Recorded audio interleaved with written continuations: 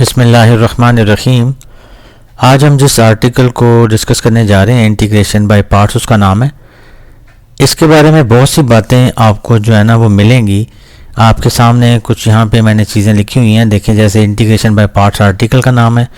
जो फार्मूला इसमें यूज़ होना है वो ये यहाँ पे शॉर्ट जो है वो शॉर्ट फॉर्म में लिखा हुआ है।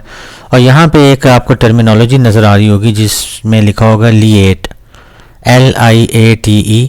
एल से मुराद नीचे बताया गया कि लॉगरिथमिक फंक्शन है, आई से मुराद इन्वर्स फंक्शन होगा, ए से मुराद अलजेब्राइक फंक्शन होगा, टी से मुराद आपका ट्रिगोमेट्रिक फंक्शन होगा और ई से मुराद एक्सपोनेंशियल फंक्शन होगा। ये वाला ये टर्मिनोलॉजी जो है ये इंटीग्रेशन बाय पार्ट्स में जब फंक्शन गिवन होंगे उन फंक्शन को पिक करने के लिए इस्तेमाल की जाती है।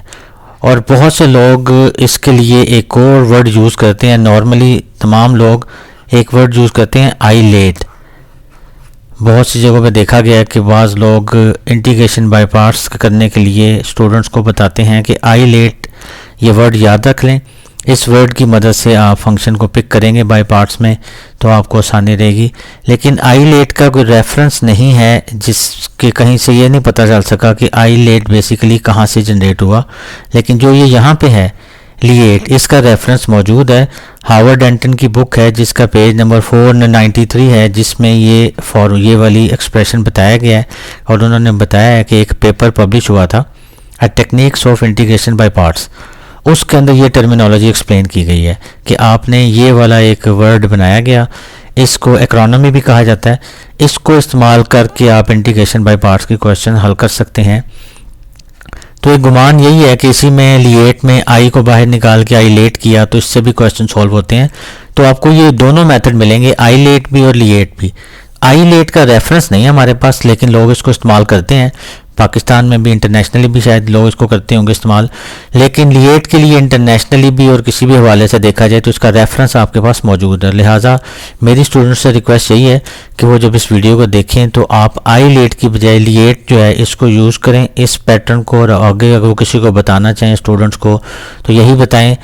इसके लिए आपके पास हावर्ड डेंटन की कैलकुलस बुक है, हावर्ड डेंटन, इसकी कैलकुलस की बुक है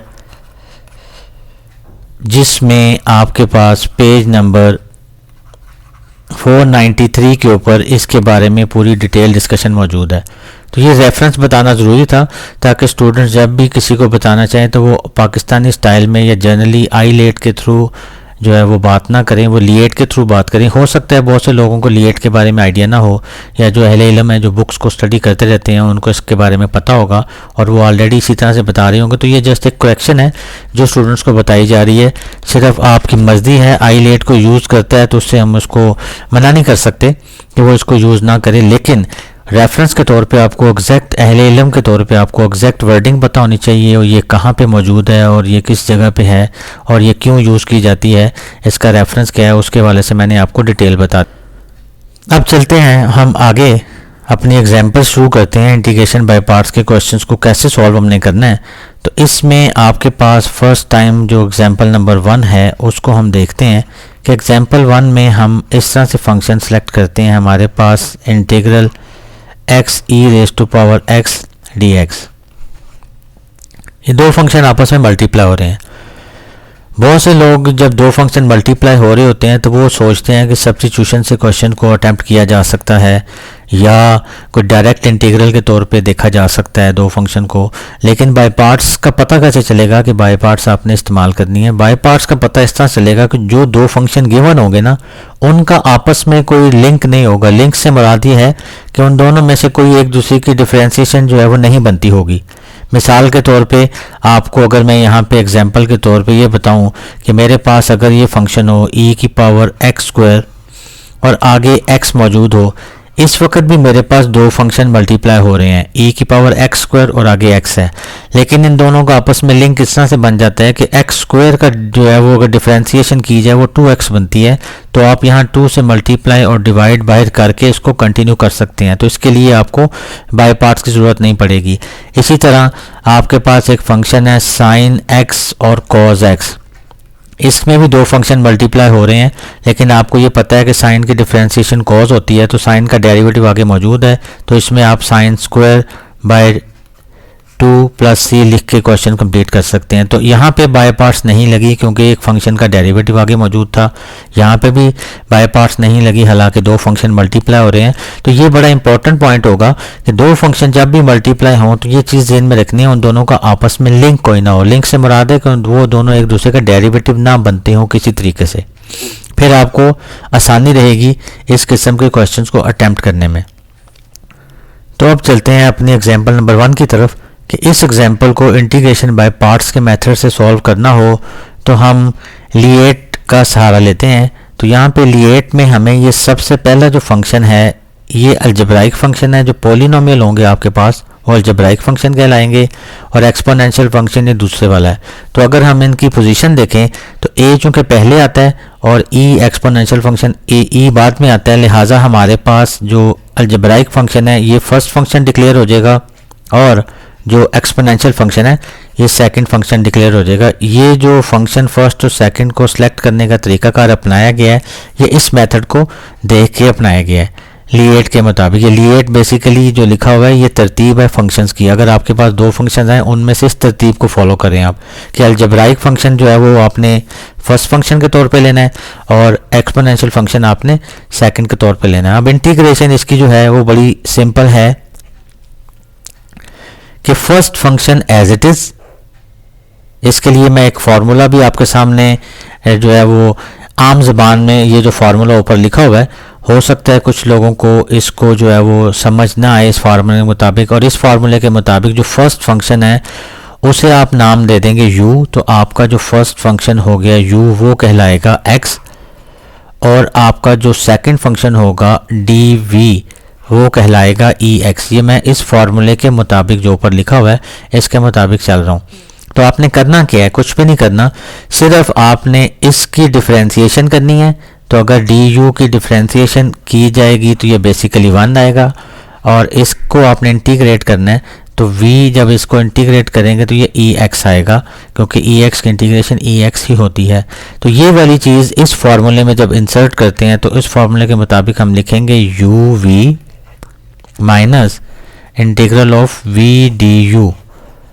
तो हमारे पास u हमें पता है कि पहला फंक्शन है दैट इज़ x, v हमारे पास ये हमने इंटीग्रेट करके निकाला है वो यहाँ लिख देंगे, माइनस यही वाला v यहाँ लिख देंगे और du का मतलब है कि फर्स्ट फंक्शन जो है x उसकी डिफरेंशिएशन लिख देंगे जो कि 1 बनेगी और उसके बाद हम आगे लिख देंगे dx क्योंकि इंटीग्रल आपने उसी के मुताबिक लेना है जो वेरिएबल आपके पास मौजूद है। तो अब आपके पास यहाँ पे आ जाएगा x e⁻x माइनस।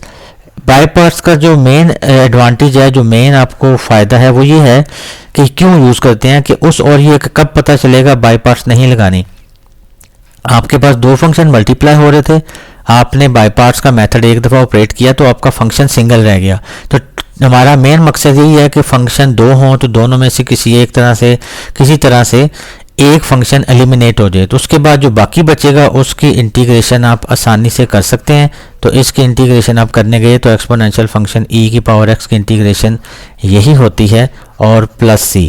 तो ये आपके पास फाइनल आंसर आपके पास आ गया।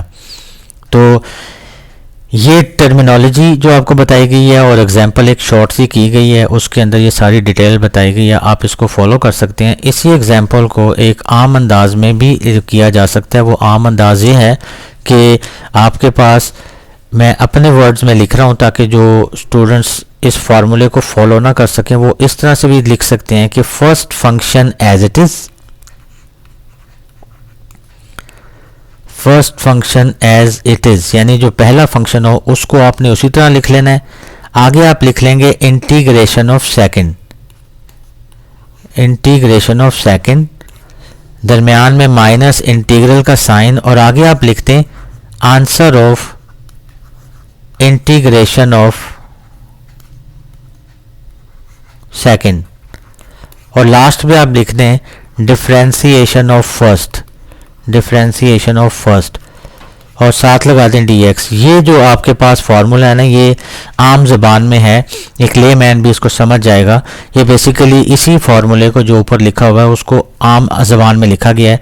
मिसाल के तौर पे आप ज़रा इस फार्मूले के मुताबिक इसी एग्जांपल को फॉलो करें कि फर्स्ट फंक्शन x था, तो first function as it is यानी x को उसी तरह लिखा, और सेकंड फंक्शन को इंटीग्रेट किया तो e की पावर x की इंटीग्रेशन e की पावर x ही होती है, माइनस जो आंसर यहाँ पे प्रोड्यूस हुआ है सेकंड इंटीग्रेशन करके वही आंसर यहाँ लिख दिया, और फर्स्ट फंक्शन की डिफरेंशिएशन कर दी। तो फर्स्ट फंक्शन x है तो उसकी डिफरेंशिएशन 1 होती है। तो यही फार्मूला एक आम वर्डिंग में लिखा गया है। अब आप इसको इस स्टैंडर्ड फार्मूले की मदद से कर लें, या ये एक रफ जो है वो लैंग्वेज में फार्मूला लिखा गया इसकी मदद से कर लें, क्वेश्चन आपका ठीक होगा।